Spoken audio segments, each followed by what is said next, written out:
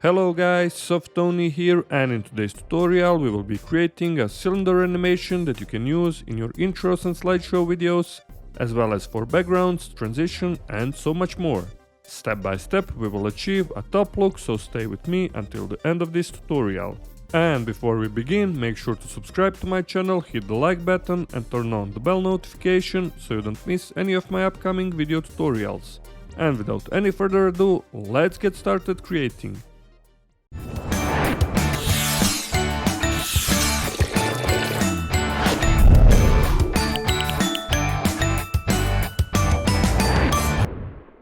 Alright, we're here in After Effects, and first, like always, let's create new composition. Hit on this little icon like usual, or hit Ctrl or Command plus N.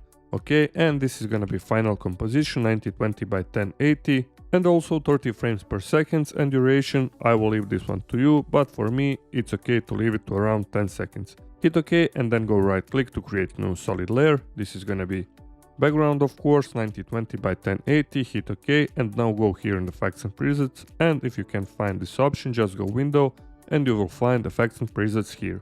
Okay, now let's type fill effect, drag and drop onto the background and change color according your needs, and I will do for this particular tutorial this type of blue color. Now hit OK and let's create new solid layer. Go right click to create new solid. Okay, this is gonna be shape 01, also 1920 by 1080, and then hit OK. Go again here in effects and preset, find fill, drag and drop onto the shape 01, and let's change color here. For the first color, let's type this hexa code. If you want to see animation like in the preview, E00094 to get this kind of pink color. Now hit OK, go here in the effects and preset again and find hex style effect, CC hex style, drag and drop onto the shape 01, and for the radius you can play around here. For the next effect, let's go here in the effects and preset and find CC cylinder, also drag and drop onto the shape 01. Okay, and for the radius, instead of 100, let's go to around 90. Okay, let's just change radius here for hex style. Instead of 90, let's go 25, and this is looking awesome. Also open up for this CC cylinder this light option, and for the light intensity, let's go to somewhere around 125, and for the light height, let's go to around 12.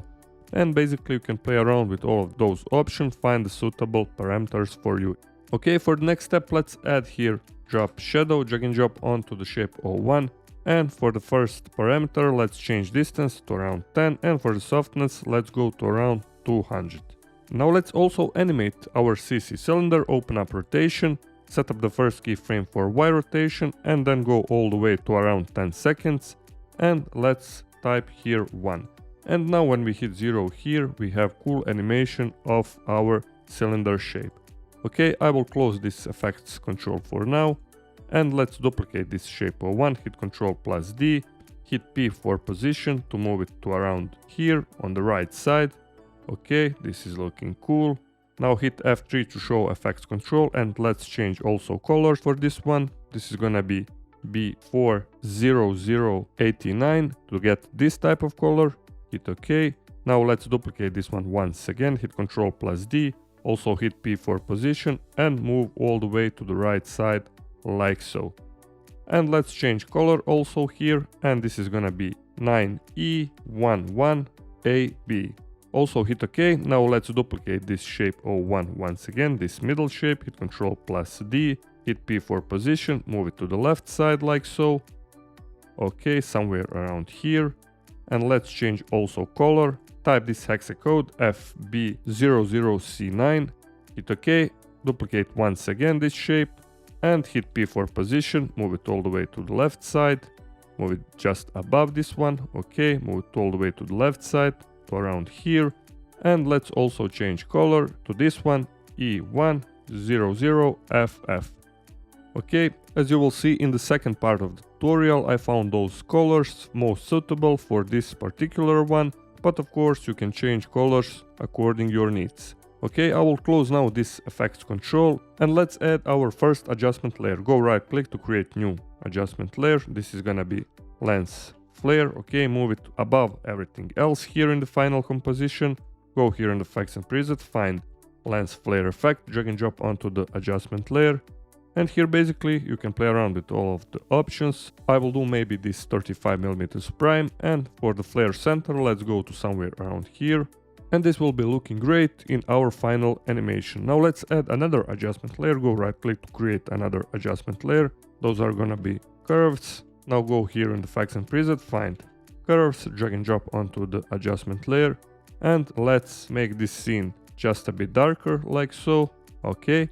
Now let's go right click again, find here adjustment layer again, and let's rename this one to levels. Go here in the effects and preset, find levels effect, drag and drop onto the adjustment layer, and here let's make further adjustments. For the input black let's go to around 30, for the input white let's type 170, and for the gamma let's play around. For me it's okay to leave it to around 0.